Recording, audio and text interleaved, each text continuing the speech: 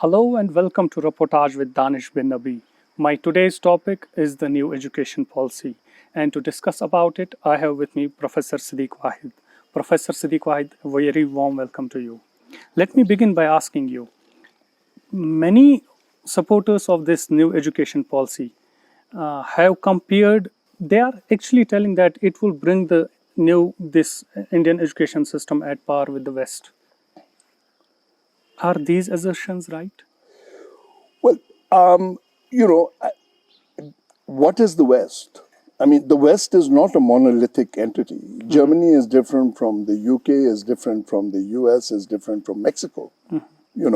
So I think one is that kind of a statement, if the government of India has made it, is a rather simplistic statement, because the models are very different. The model in the United States is very different from the model in the US. Yeah. I mean, in the UK is very different from the model in Japan. Germany. So the point is that there is no one West that it can be compared to. So there must be a more holistic comment as to what is it that they're changing. Okay. If we want to respond to that question in a full manner. Then they have also changed this 10+2 system. It's now 5+3+3+4. Yeah. What impact that's going to have on the students? Well, it depends. We even do not have gone to, our students haven't gone to the schools since last 2 years now. Well, listen, I mean, the change. First of all, I must admit that I have not read the new education sort of, what's it policy, called? New Education Policy 2020. In a full manner, But to me, that 5+3+3+4 idea looked like, maybe that they were trying to rethink education, in stream it from a vocational point of view at one point, and then from another point of view, which is academic, if you will, for lack of a better word, point of view in the other. And if that is the case, then good. I would support it, and I think that, but the details need to come out. I mean, but what about the Jammu and Kashmir? Because Jammu and Kashmir situation here is completely different than the rest of the mainland India. The Jammu and Kashmir situation, I agree, is completely different. And Kashmir is even more different than Jammu. Yeah. So that's a separate issue altogether. I don't know whether this will be held in Kashmir as well, or only in both Jammu and Kashmir. Or will it be uniform throughout India as such? And I think that those are details of the plan that I am not aware of. Presently, the educational budget is less than 1%. Yes. This new education policy says that it will be 6% would be given to the education. Yeah. But given the security scenario India has, do you think the government of India would actually spend this amount of money on education? I mean, from 1% or less than 1% to 6% is a quantum jump. For that, you have to have the political will. I would question whether India has the political will to do that. B, it has to have the money. Yeah.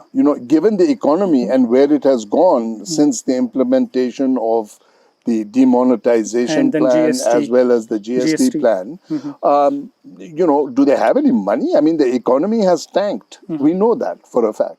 So where's the money going to come from? I think that's the other issue that is at stake. So, I mean, these are grand and grandiose statements to be making. Then another flaw is that they want to gross enrollment ratio, which presently is at 26.3%.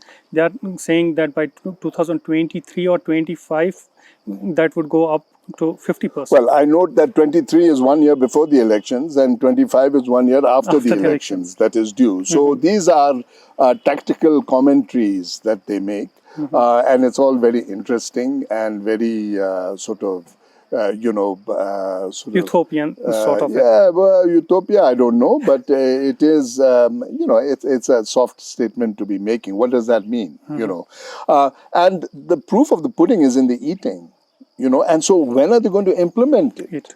And what does the implementation look like? And what are the details And that are it concerned? has taken them 3 to 4 years to make this entire document. I don't know how long it's taken them. When I made a cursory reading of about 60 pages or something of the report, it looked like they had been sitting together for 1 week and putting it out. Quite frankly, because what are the questions being answered? They're nothing. They're very general questions known for ages and stuff. Even though the details of this 5 plus 3 plus 3 plus 4, those things are interesting, but there aren't any details to avail ourselves of it. How they are to going say to that implement how is these it things. going to be implemented? What does 5 mean? Means What does plus 3 mean? plus 3, what does then the plus other 4, plus 3 mean? And most importantly, what does the last 4 years mean? What is all that? So I think that's a lot of things. That's why I say, it sounds like a bunch of bureaucrats sat in a room for 2 weeks. Then another thing, most important thing, which may take a political turn for this new education policy, is that they are going to mainstream the Sanskrit language. While there are almost 20,000 mother tongues across the mainland India. Listen, I don't. You have to read this whole thing in full. I won't oppose Sanskrit being introduced in schools. I don't know what mainstreaming means because it's not a spoken language. It's like Latin. Who speaks Latin these days? Nobody. But it's important for intellectual advancement and so forth. So I wouldn't oppose it blindly, for whatever. But there are political issues. This is a government, by this I mean the Indian government, this is a government that believes in a homogeneous India. So if they are trying to achieve homogeneity, through Sanskritization, I think that they have a problem, not just in Jammu and Kashmir, but also in Tamil Nadu, thank you very much. In the South India, and in other places, in the Punjab also, they'll have a problem. In Bengal. So that's that's like a dream sort of thing, number one. If they're trying to hegemonize by doing this, that's another problem. Because hegemony has to do with power and the concentration of power. And this government is known for being hegemonic. So I think that these are issues of nuance. Elsewhere in the report, I think that there is talk, for example, of the mother tongue being used for the first 5 years of schooling. That I support wholeheartedly. I think that's an excellent way because research all over the world has shown that if you are taught in the early years in your mother tongue, your cognitive skills improve exponentially and they're very good. So that research is very supportive, of this kind of thing. So that I would support. The fact that English is now the medium of language, medium of instruction, and so therefore all the textbooks are written in English, that's a technical issue. They'll take a little bit of time. And there is also this thing of higher education. That entire thing would be come under one body, that's the Higher Education Commission of India. Is it a good idea? It's a terrible idea. It's a terrible idea because right now, that is in effect what happens. You used to have something called the UGC, the University Grants Commission. And basically, they are a bunch of administrators who are probably IAS officers or, administrative officers who've done a BA pass. Have come into this and are trying to dictate to PhDs as to how the system should be run. That's sort of thinking backwards, no? And so, plus the UGC and that whole system has been inherited from the British and the British colonial system. So, and today all over the world, all universities are autonomous and independent bodies, including government universities. Whether you're talking in Europe or in the United States, they will not allow the government to enter, into the halls of the academe and sort of thing. So therefore, that is to centralize higher education is something that should be opposed. If we look at the education system of Jammu and Kashmir in late 60s, 70s, 80s, and early 90s. Do you think that was much better? What we are, where we are present? I don't know because I was not here in the Yes. 70s, 80s, 90s, in order to see how higher education was. But has- I have heard The from education has become many more people, commercialized now. I've heard from many people that it used to be much better. Much better, yeah. And certainly, if you read research papers and so forth from that period, mostly in the sciences, but also in the social sciences, they're very good. Very good. And good.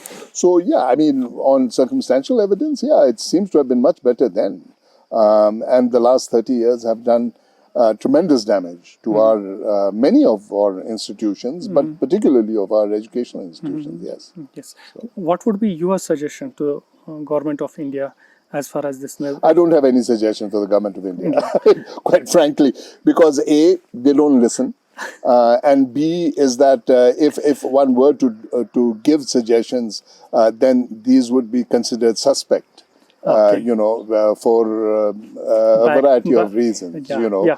for political reasons and so forth. So it really is, I mean, kya jata hai? I mean, I've had many conversations on this. I've had the experience of being asked what to do with the Central University in Kashmir But when there was you a have kept fight mum. between Kashmir and thing.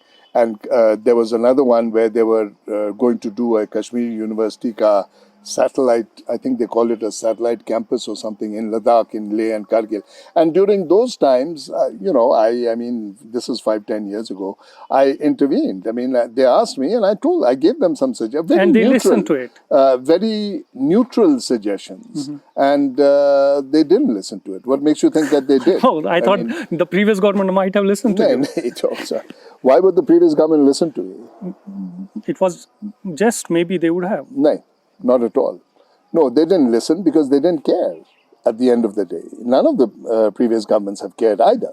And education has been on the last rung of importance. For the successive governments. For successive governments, because it's not, it's not a shiny subject, that anybody will get enthused about. It's like, acha, theek hai yaar, usko kar dete hain, and stuff. I think that people may have given it importance, I think, off and on. But to consistently do it is a different thing altogether, So, yeah, no, I mean, it's not as if I haven't tried. Islamic University, I tried. I tried, like I said, when they asked me about the Central University, whether it should be in Delhi or Jammu, I mean in Kashmir. Or in Jammu, I gave my 2 bits, of advice. When they said what to do with the Central University and the satellite campus, I gave them my advice. When they said what to do with a central university in Ladakh, I also gave them advice. They didn't listen. None of them. I mean, forget listening. I don't think they even understood what one was saying because it was not because it was hi-fi, just because, they're not paying attention. Professor Siddiq Wahid, pleasure talking to you. Thank you. Thank you. Thank you very much. Okay.